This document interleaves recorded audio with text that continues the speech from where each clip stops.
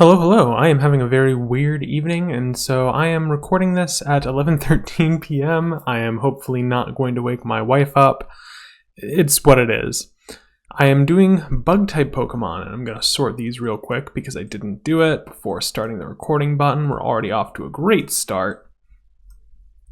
We're doing bug types. Bug type is probably top 3, maybe top 2 of my favorite overall types. So I'm going to be exceptionally biased. I'm going to show a lot of favoritism, and you're just going to have to deal with it because it's my tier list and not yours. If you want a tier list where bugs are bad for some reason, then make your own YouTube channel and compete against me. Spend your time how you want to. So let's start with Butterfree. Like several people, I am irrationally, emotionally attached to Butterfree. Bye Bye Butterfree was the most tragic event of my childhood up until that point. But if I'm looking purely at it from a design perspective, it suffers from the Gen 1 problem of being an exceptionally literal interpretation of an animal. Like it's a caterpillar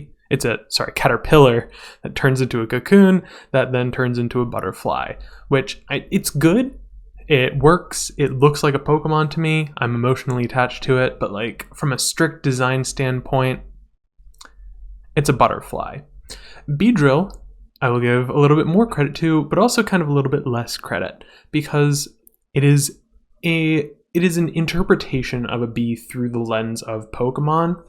But it's also weird because it's a caterpillar cocoon Pokemon. You know, it goes Weedle, Kakuna, Beedrill, and bees don't do that, I don't think. I'm not a bug expert, but again, correct me if I'm wrong, but also don't because I'm the arbiter here. Beedrill, it's cool. Again, I'm attached to it. It's a Gen 1 design. It's kind of basic. I'm going to put it above Butterfree just because like the audacity of having basically 2 of the same Pokemon introduced in the same generation, but having one of them just be like a bizarre interpretation of bug Pokemon. Gotta be cool. Gotta be fun. Parasect, A tier for me. It is a mushroom. I love the Pokedex thing where the mushroom is like a parasitic fungus that takes over the brain of the bug. It is the original mushroom Pokemon. It has effect spore. It's in with all the rest of them, and the other mushrooms were all A tier in the grass type tier list. So Parasect is also going to be A tier because I think it is just as good as the rest of them. Gotta love bug types. Venomoth. Oh, well, doesn't it look like Venomoth was supposed to evolve from Metapod and Butterfree was supposed to evolve from Venonat? Shut up. No one cares about your fan theory. C tier. Venomoth, kind of a boring design. It's more boring and more literally moth-like than Butterfree, and I don't even have the emotional attachment of getting my heart broken as a child watching my favorite cartoon television series. Pinsir, I like. It's supposed to be like a stag beetle type thingy. It's supposed to compete against Heracross, who we'll get to in a minute. It's cool. I don't really know what to make of it. I don't understand its like mouth area. I find it unusual. But it looks scrappy. It looks like it could take you in a fight. It's kind of weird in hindsight that it's not part fighting type, but I'm not going to hold it against it. I'll put it A tier. I'll put it below Parasect, but I like it. Good vibe. Enjoyable. Ladian I'm also going to put in C tier. I like ladybugs, but Ladybug and Ladian are just kind of like too literal of an interpretation of a ladybug for me. Ladybug especially. Ladian has like a little bit of like almost like a Power Ranger Super Sentai thing going on, but not enough for me to really be super interested in it. And Ariados kind of suffers the same fate of being just like a very literal spider. Like I like the face sort of thing that it has on its butt, and how that's sort of like a mimic of how in real life some bugs will have like a fake face to make them look bigger and more dangerous to potential predators. But another Pokemon did this better in a later generation, and we'll get to it when we get to it. Fortress, S tier. Gotta love it. Armored Pinecone, Steel Bug type, the first Steel Bug type, including Scizor, because it's before it in the Pokedex, so it counts before it. The fact that Pineco is like a bagworm, but it looks like a pinecone, and it's called Pineco, gotta love it. A lot of fun. And Fortress, very, very cool design. It is orb shaped. It is armored. It looks like it's got like cannons. It's like a fortress. Get it? Nice, cool pun.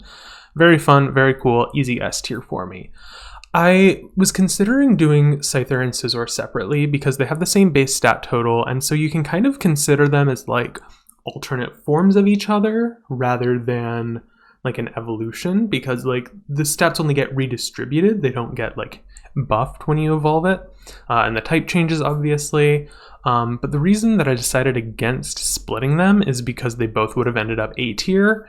They're very cool and fun designs. Like Scyther having swords for arms, impractical if it were a real animal, wouldn't get very far in life that way. But as like a fun monster in a fantasy monster collection game, I'm all here for sword arms, and Scizor is just kind of like a more practical and like real life viable version of that. Yeah, a lot to love. Shuckle. You don't messle with Shuckle. Shuckle is an easy S tier for me. You know, the design where it's got like the shell, it's kind of turtleish, but it's also like a worm. It's like a worm inside of a rock. Shuckle, very fun, very cool. Nothing against it. Easy S tier. Heracross. I like Heracross's dualism with Pinsir, because in Gen 1, Scyther and Pinsir sort of had this like rival thing going on. I think they were version exclusive, but they were like the super rare bug types that you could only get like in very specific situations. But later on, Scyther got an evolution into Scizor, and so Heracross was introduced as sort of the rival stag beetle to Pinsir's stag beetle. I'm not an entomologist, so you know, come at me in the chat. Heracross, I like its horn. I like its association with Mega Horn, one of my favorite moves in all of Pokemon. Like I said, I love bug types. I love bug type moves. Battle isn't taken into consideration, but Heracross is an S tier. Beautifly is literally just Butterfree. Everything that I have said about Butterfree is true about Beautifly. They are interchangeable to me. Dustox is a little bit better than both of them, but not by a significant enough margin for me to really consider it like cool and interesting. But shout out to Bugene, which is the only correct name for the Wurmple that you give to that one guy in Pokemon Legends Arceus. Fun side quest, really like goofy and silly. Really endeared me a lot to the Cascoon and Dustox line, but yeah, it's kind of like literally Butterfree again, but I'm gonna give it extra points because it's purple. And don't mention the fact that Butterfree is purple. I like Dustox. I think it's pretty. Masquerain is a better version of that like bug and animal thing in general, where you have like a bigger face that like disguises the fact that you're actually a small little guy. I like that it evolves from Surskit, which is like a water bug, and then it turns into like a not a water bug. Sometimes changing types and evolutions confuses and upsets me, but sometimes I think it's fine and I think it's good. But Masquerain, I don't think it's like that good, and I'm not super emotionally attached to it, but I would put it easy top of B tier for me. It's a fun concept and much better executed in that regard than Ariados. Yeah, nothing against it. Ninjask. Ninjask, I really like. I think it's, you know, it looks fast, it looks super aggressive, you know, it's got that speed boost ability, it's got that insane base speed stat. And, you know, I've used Ninjask several times. I'm very personally attached to it. I love the design. I love the fact that like it turns from Nincada, which is like a ground-dwelling bug, but then when it molts, it evolves and becomes like a super fast flying ninja cicada thing. And related to the molting, how much fun of a concept is Shedinja? Like Gen 3 was the first to introduce like uber cryptic like puzzles for players to solve in the game, and like how many people got a Shedinja just completely accidentally. Like they evolved their Nincada at level 20, and then this new Pokemon just appeared in their inventory or their team, and it had this strange ability called Wonder Guard, and it only had 1 HP, and it's just this sort of thing where it's just like, if Gen 3 came out before the internet, this thing would be like an urban legend in the Pokemon community. And granted, like the Pokedex would have had like an empty gap and people would have been able to figure it out. But like, unless you happen to meet the very specific circumstances for the evolution, you're just not going to run into it. And I think that's really, really fun. And like the specific gimmick of like Wonder Guard and 1 HP, great, a lot of fun, S tier for me. Like it's fun concept, great execution, lot to love about it. Volbeat and Illumise are the same Pokemon, and they're going into C tier. There's nothing wrong with them. They're cute. They're a little chubby. They're a little funky. But I think they probably should have been Fairy type. I think Fairy type on these two would have been enough for them to be like a little bit cool, a little bit more interesting. But as it stands, they're kind of like, I get it. They're fine. There's nothing against them, but they're the same guy. They're in the same vein of like Plusle and Minun. Gen 3, because it introduced double battles, included a lot of like dual Pokemon, like Pokemon that like were like supposed to partner together. Plusle and Minun were the key example of like two Pokemon that like directly complemented each other. Volbeat and Illumise were kind of that concept, where I think Volbeat is a little bit more of like an attacker, whereas Illumise is a little bit more of a support Pokemon, but they don't really have like a good synergy, and their designs are just too similar. I don't think it justifies them being the same Pokemon. Like if they were introduced in like generation 5 or 6, it probably would have been like Volbeat is the male one and Illumise is the female one, and it's the same Pokemon, but you know, it's just got a big gender difference. Like Meowstic is the one that evolves from like the Super Eerie Eye Gen 6 Pokemon. I forget the name off the top of my head. It's 11:24 p.m. Quickatune, Dealiluwhoop, S tier. Wormadam, I really like Wormadam. It's, you know, I think of the two evolutions of Burmy, Wormadam is the obviously superior one from the design sense. I love the fact that it can have 3 different types depending on where you catch it and where you evolve it. The photo that I got from Cerebi.net, which is where I get all these photos from, was the leafy cloak, but I wanted to do the trash cloak because I like the color pink and I think the color pink is good. But yeah, Wormadam is just like it's the superior evolution of Burmy, and I think it's a fun concept that like you can have the 3 different types, and I think all of the designs are good. Mothim I think is boring. I think it's like it's one of those like interchangeable with Butterfree and Beautifly for me. Like these three are all the same Pokemon in my brain. There is no real difference between any of them from a design perspective. Vespiquen, very fun. I love the signature moves of like the attack and heal and defend order. I love the design. I love the fact that it has a 1/8 chance of being female and only females can evolve into Vespiquen. I wish that male Combee got like a little bit something to make it feel worth existing. That Vespiquen isn't just like not necessarily have males be able to evolve, but maybe give them like a cool, fun hidden ability where they can like swarm together and team up, something like that. But yeah, gripes about male Combee set aside, I love Vespiquen. I love the gimmicks. I love the design of it. It looks good. It's, you know, Queen Bee. It's got the honeycomb for its like dress tail. It works really well. Yanmega is a Pokemon that it's an evolution of a Pokemon that desperately needed one in Yanma from Gen 2, and Gen 4 was the generation of introducing evolutions to Pokemon that so desperately needed them, and Yanmega is the perfect example of that. I like Yanma. I think it's a good design. Yanmega is like edgy, battle-hardened Yanma, and I think it works. I think it's good. I put it A tier.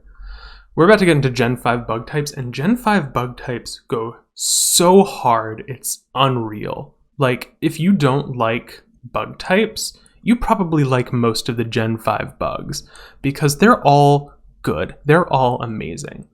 Leavanny bucks the trend of the early route bug type in that it is bug and grass type rather than bug and poison or bug and flying. Sewaddle is adorable. I love its little leaf hood. Swadloon is, you know, it's the edgy teenage phase, and I think it's like a more fun interpretation of that cocoon form of the Pokemon. And Leavanny, it's like the leaf bug / praying mantis. It works for me. I'm a big fan. A tier. Scolipede. Scolipede is the ideal, fully realized final form of the bug poison type. You know, we had Beedrill, and it was fine. We had Dustox, and it was what it was. We had Ariados and Venomoth, and they both sucked. But then Scolipede comes in, and it's like a wheel in its middle form, and Venipede is a cute little guy, and you look at Scolipede and you're like, oh man, I don't want to fight that guy. That guy could ruin my life in 900 different ways. Look at how strong and jagged it looks. Look at the fact that it has 4 legs. Everything about it is perfect. Easy S tier for me. One of my favorite designs. And oh man, we're back into an amazing design with Crustle. Look at this lasagna boy. This lasagna hermit crab boy. I love the sedimentary layers. It's such a fun concept to have like a hermit crab Pokemon that's like in... It's got like Dwebble has like a shell that's just a rock, and then Crustle is just like, you know what would be really fun if we just put like a geography class on top of it as its shell and have people like be invested in learning about rock formations from playing Pokemon. I love Crustle so much. It's such a hilarious design in the best possible way. Escavalier, again, Pokemon that I gotta love. I love the interaction that it has with Excelgor, where Carablast steals the shell from Shelmet and becomes Escavalier, and then Shelmet, lacking its shell, turns into a ninja. I don't have as personal of a strong attachment to Excelgor, but I love the design and I love the interaction with Escavalier. I think that it's fun where you like trade them against each other and they're version exclusive. It works. Escavalier, I love its design. The whole meme about like, oh, it flies through the skies at high speeds, but it only has a 30 base speed stat. I think that's funny. That's peak comedy for the Pokedex and the in-game reality to be so aggressively different. And I know I skipped Galvantula, but I'll get back to it because I was talking about Excelgor. I like Excelgor. I like its name. I like that it's very fast. I like that it's a ninja. Very similar to Ninjask in that regard. Yeah, a lot to love. And Galvantula is kind of a literal tarantula. And you might think that I would hold that against it, but it's that it's an electrified tarantula that makes it an S tier for me. It's fast, it's electrical, it's a spider. Joltik is aggressively cute. Gotta be top 5 cutest Pokemon in existence for me. Yeah, Joltik is amazing, and I love Galvantula. I think like it is kind of a literal interpretation of a tarantula, but it's got enough personality that's just like, oh yeah, you know, it's got like a little bit of like an electric flair to it. I think it works. Kevin Durant, A tier, Armored Ant. I love its like lore interaction with Heatmor, where it developed into steel exoskeleton in order to like avoid being eaten by Heatmor, but then Heatmor became a fire type and it was able to basically like cook Durant from the inside. You know, Bug Steel is an amazing typing. I've put all of them very high up. You know, I like Kevin Durant. I already made that joke. I like Durant. I think it's an A tier. It's surprising to me that it was the first ant Pokemon. You would think that like, I think of ants as being like the default bug in real life. So yeah, good for Durant. Fun. Volcarona. Volcarona is a very cool design. It's very pretty, and it looks like it was supposed to be a mythical Pokemon. And a lot of people confuse it for being like a mythical or a legendary, because in the original Black and White, you could only fight it by like going through the Relic Passage dungeon, and it was, you know, there at the end in its own like personal shrine temple area. And yeah, but like it looks like this ancient, powerful being. And I like that it's sort of got like a floral aspect to it, because like a lot of bugs in real life do with the thing where they like disguise themselves as another thing. So like, yeah, I like Volcarona. There's a lot to like about it. A tier, somewhere in here. I don't know. The orders inside the tiers don't actually matter that much. It's just sort of a general vibe of how much I like the Pokemon. Genesect, I think Genesect is kind of over-designed. I'm not big on legendary Pokemon in general. I think too many of them are designed to look cool and like exciting over just like being well designed, and I feel like Genesect just has a little bit too much going on. Like it's a weird UFO Terminator bug with a giant stupid cannon on its back.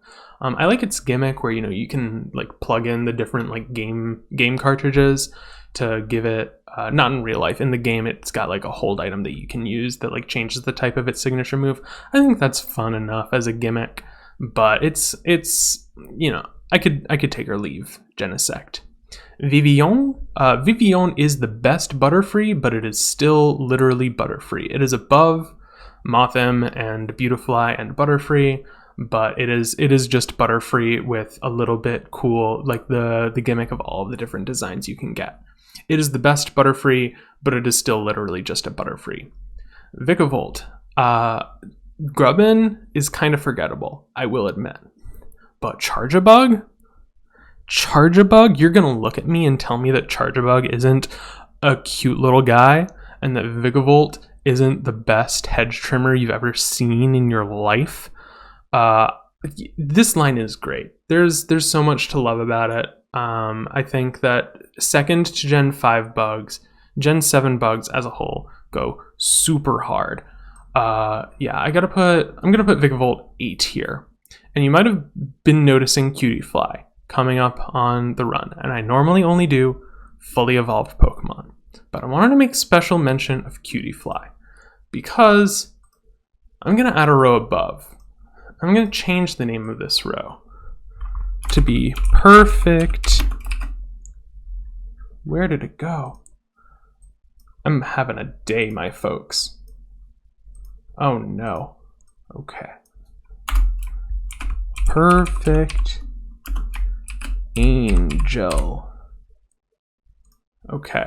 Cutiefly is a perfect angel. It is my second favorite Pokemon of all time.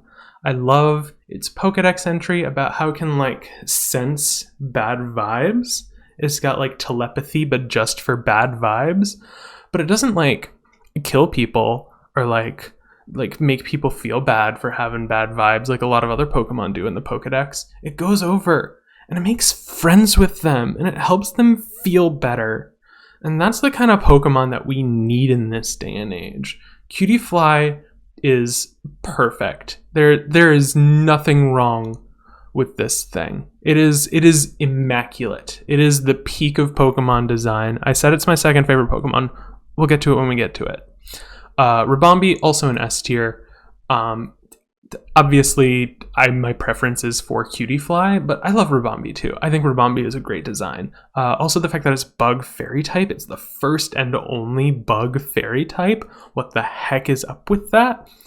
I love this line so much. Like I said, it's my favorite. It's top 2 Pokemon for me. It's like 1 and 1.001. It's that close to being my favorite. I love Cutiefly so much. And Golisopod. Golisopod is it's right on that edge of over-designed for me, but it's specifically how it relates to Wimpod, how Wimpod is just this scraggly, scrungly little guy who doesn't want no trouble, and then when it evolves, it's just like big, beefy man. And it still doesn't want any trouble because it has like basically the same ability.